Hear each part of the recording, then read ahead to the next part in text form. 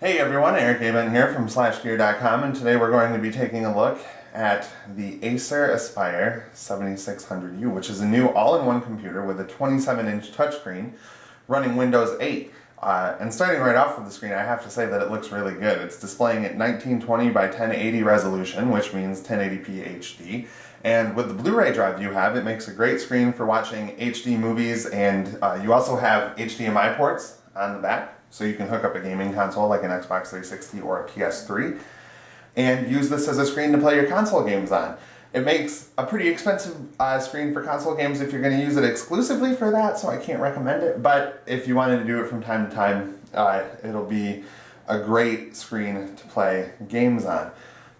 It's 10-point multi-touch touchscreen, so we can do all sorts of cool things. And of course, I think that Windows 8 is perfect for touchscreens. I don't think it always works the best on desktops, but with this, you've got plenty of room to play around on the screen. It also comes equipped with a NVIDIA GeForce GT 640M graphics card, which is surprising. For an all-in-one, we wouldn't necessarily expect it to have a solid graphics card like that, but it does. It also comes running a Intel Core i5-3210M processor clocked at 2.5 gigahertz, and that's a dual core processor, so it's not the best. I tend to think Ultrabook when I hear Core i5, just because every Ultrabook under the sun uses a Core i5, it seems. So you got some limitations with that one. 8 gigabytes of RAM though, and this makes a pretty capable gaming machine, surprisingly.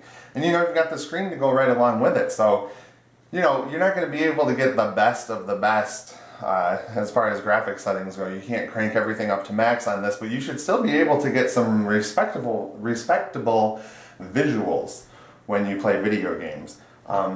This computer also comes packed with a keyboard that matches the aesthetic of the computer. It's a nice keyboard. There's nothing, extraordinary about it. You got chiclet style keys. It's very lightweight and it's wireless. The wireless is something I had a problem with. It wasn't a huge problem. Sometimes it wouldn't pick up the wireless signal, so I would just need to quickly adjust to make sure it was receiving what I was typing. But other than that, no major complaints with the keyboard. It looks nice. It is just a standard keyboard pretty much.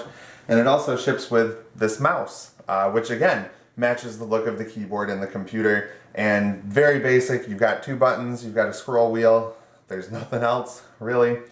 Both powered by batteries, AAA batteries, I believe. But yeah, let's actually move these out of the way, and then let's see if I can turn this here to show you what's on the side.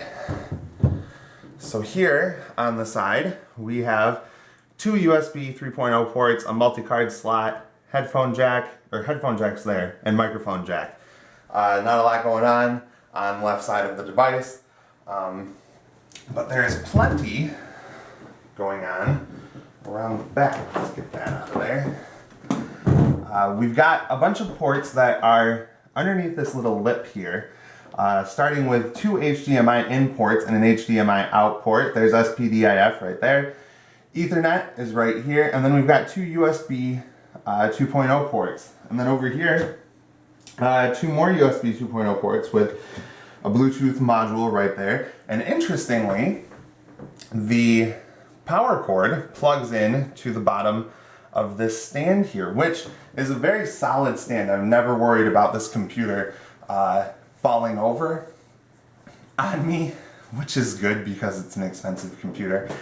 I spent a good few minutes when I first pulled this thing out of the box trying to find where I plug the power into until I noticed that it's on the edge of the stand, which annoyed me at first, but I kind of like it because it keeps this area a little more clear. You're going to have cords coming out all over back here. So it's just one less cord. It stays out of the way, one less cord to get tangled in that mess that is inevitable. So hey, I'm all for that. And then very quickly on the left side, again, let's get this out of there. On the left side, we just have the Blu-ray drive and the eject button for the Blu-ray drive. There's a grill for speakers along the top.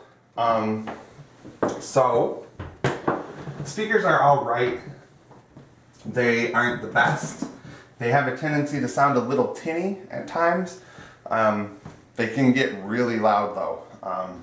I wouldn't advise turning them up all the way, because that's when the tinniness really starts to come through. Bass doesn't seem as strong as it should, but they're decent. If you have a pair of good headphones on hand, I would recommend plugging those in and using those. But wrapping it up, it's a nice computer. You've got plenty of storage from the start. You've got a 1 terabyte hard drive, so that should keep you going for a little while at least. But it's a little on the expensive side, I feel. It's $1,900, $1,899, I believe. Which, it's got some good hardware in it, and it's got a beautiful screen, but I just feel like $1,900 is going to be too much for some people. But ultimately, that's up to you. If you think the hardware inside sounds good and you really like this screen, go for it. It's a decent computer. But yeah, be sure to check out the full review on slashgear.com, and thanks for watching, guys.